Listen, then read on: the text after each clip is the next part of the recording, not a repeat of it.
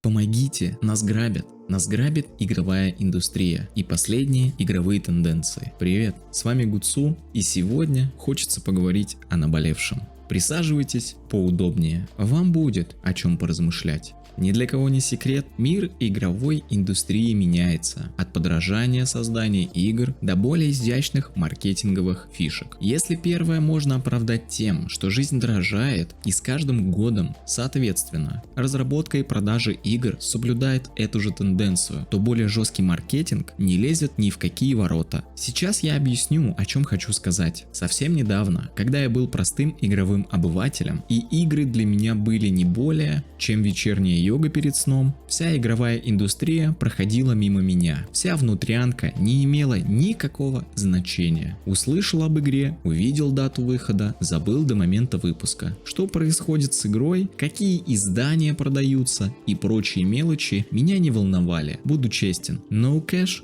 no pay, torrent only, hey. Но не так давно, когда моя любовь к играм переросла в хобби, связанное с ютубом, ситуация изменилась. Я начал больше погружаться в индустрию видеоигр, начал больше узнавать и заметил неприятные изменения внутри нашего сообщества. Игровые компании стали внедрять более жесткий маркетинг ради продажи своих игр. Не просто продажи игр, а продажи максимальных изданий, которые априори дороже. Первым звонком для меня стала Hogwarts Legacy. Если вы помните, то за покупку делюкс издания игроки получали доступ к игре на 72 часа раньше. Опустим тот факт, что издание включает в себя разные бонусы. Это так и должно быть, поэтому оно и стоит дороже. Но получать ранний доступ? Неужели только мне кажется, что это несправедливо по отношению к геймерам, купившим обычные издания игр? Почему кто-то, заплатив больше, будет играть раньше, хотя продукт для всех один? Далеко уходить от Хогвартса не будем, и по полочкам разберем делюкс издания. Издавна, покупая делюкс версии игр, ты получаешь будущие дополнения, которые выпустят разработчики. Бонусы внутри игры, от шмоток до игровой валюты. Приобретая Хогвартс, я получил шмотки, которые не могу забрать напрямую из-за неприятной ситуации между странами. Никаких дополнений я не получу, потому что их не будет. Свойственно, я купил 3 игровых дня. Вы просто вслушайтесь в этот сюр. Понятное дело, я контент-мейкер. Мою покупку так или иначе можно оправдать, но с другой стороны, какого фига? А если у меня нет возможности купить дорогую версию игры, что тогда? Очень классно и здорово следовать всемирной повестке и включать в свои игры главных героев, таких как плоскогрудые женщины, управляющие мужчинами, или пару сотен лесбиянок и геев, или темнокожих спасителей всего и вся. Отличная позиция. Выступать за равноправие и быть против ущемления других, при этом ущемлять тех, кто не может закинуть больше денег. И конечно, кто-то будет против моей позиции, но давайте представим такую картину. Вы пришли в автосалон купить автомобиль, вместе с вами пришел еще покупатель. Вы и он покупаете одну марку авто, но разные комплектации. Ваша дешевле, его дороже. При условии, что авто есть в наличии, вы оба в этот день уедете на новых автомобилях. И неважно, кто из вас заплатит больше. Вам не скажут, у него денег больше, поэтому он поедет сегодня, а ты приходи через 3 дня. Нет и еще раз нет. Но, к сожалению, мы, геймеры, связаны. 2023 год стал ярким примером отвратительной тенденции раннего доступа. Mortal Kombat 1 – ранний доступ. Starfield, Diablo – все туда же. Да, есть игровые студии, обходящие общий тренд, но бизнес есть бизнес. Когда на кону речь идет о деньгах, мало кто задумывается о людях. Раз уж я начал разговор о бумажках, хочется поговорить о стоимости игр, точнее, о будущей стоимости. В последнее время появляется все больше новостей о недовольстве стандартного ценника на видеоигры. Президенты разных компаний высказываются на тему, придерживаясь определенной позиции. Цитата: «Цены на игры слишком низкие, стоимость разработки значительно выросла». Такое беспокойство выразил президент Capcom. На этой волне президентского недовольства определенные компании подняли цены на все издания игр. Последним нашумевшим случаем стал будущий проект от компании Ubisoft Star Wars Outlast. Стандартное издание продается за $70, 110 за золотое издание и 140 за максимальное. Реакция не заставила себя долго ждать, и геймеры массово стали возмущаться такому ценнику. Наряду с этим у меня складывается закономерный вопрос: как вы тратите больше денег на разработку игр, но не делайте их качественнее. Capcom в 2023 году выпустила несколько новых игр, остальное было переиздание старых.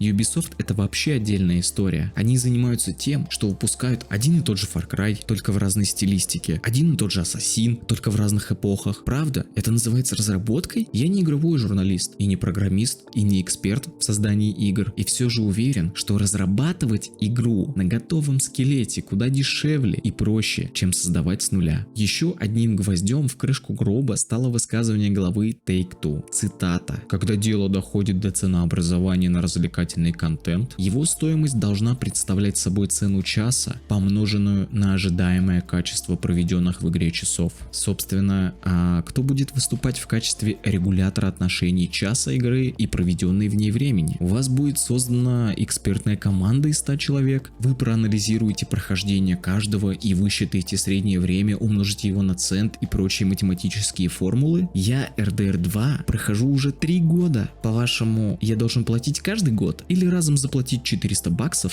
и играть в свое удовольствие? Может быть, для каждого будет своя цена, в зависимости от манеры прохождения. Все, что я вижу, это цель больше поднять денег, а также странные методы ее выполнения. Как геймер могу сказать, мы готовы платить за новые и качественные проекты. Перестаньте нам продавать одни и те же игры в разной обертке. Тут речь идет о компании Sony, которая каждый год выпускает ремастера, ремейка одних из нас. Мало того, что все копипастят старые игры, так их качество оставляет желать лучшего. Каждая игра требует от обычного геймера железа, на котором можно запустить ракетную станцию. И как после этого вы хотите больше денег? Разве это не грабеж? Из каждой будки речь идет о предзаказе. Но что ты получишь, останется тайной. Последним примером стали геймеры, предзаказавшие Отряд самоубийц. На словах разработчики обещали гору контента и лучшую игру на земле. Ну а на деле много возвратов и первая скидка в 40% спустя месяц после релиза. Ах да, и про GTA Remaster мы не забываем. Получить такое говно от такой компании, ну это нужно было постараться. Хочется собрать всех глав игровых студий и спросить: вы что,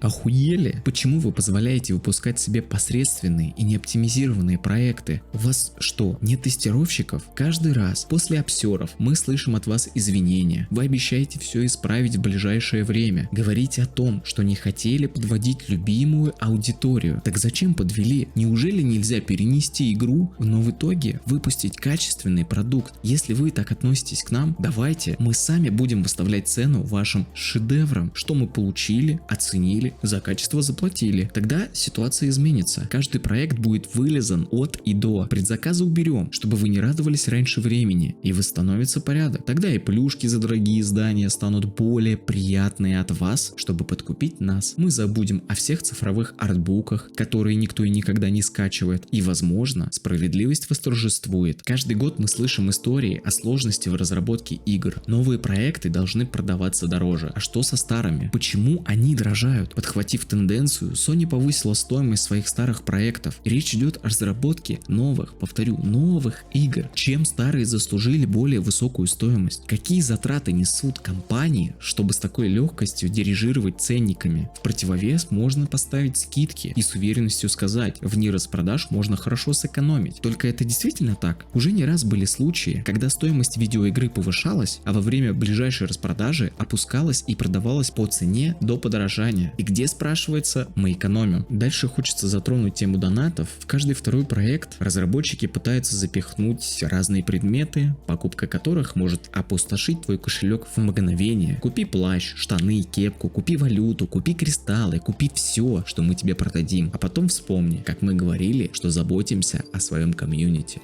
Хочется задать закономерный вопрос: а где моя скидка за покупку ваших продуктов? В реальной жизни работает бонусная программа. Чем больше покупаешь, тем больше скидка в магазине. Да, есть скидочный потолок, но сам факт остается фактом. А что мы получаем от игровых компаний? Во-первых, никто не застрахован от того, что цифровую версию игры, которую вы когда-либо приобрели, могут отобрать. И такая практика уже случалась. Получается, мы покупаем воздух или продукт, на который у нас не будет в будущем прав. А как вам история о Call of Duty Warzone? Разработчики выпустили вторую часть, и все геймеры, потратившие деньги на скины в первой, были выкинуты за борт. Ведь перенос скинов из первой части части во вторую, был запрещен. Этот ролик не несет никакого призыва, это просто отдушина. Я геймер, который волнуется за наше общее будущее. Такие темы можно и нужно поднимать. Иногда один маленький толчок может привести к весомым изменениям. Надеюсь, вы считаете так же. Если у вас есть мысли по поводу этой темы или другие недовольства, связанные с игровой индустрией, пишите в комменты, обязательно прочитаю и пообщаемся на эту тему. Всех обнял, приподнял.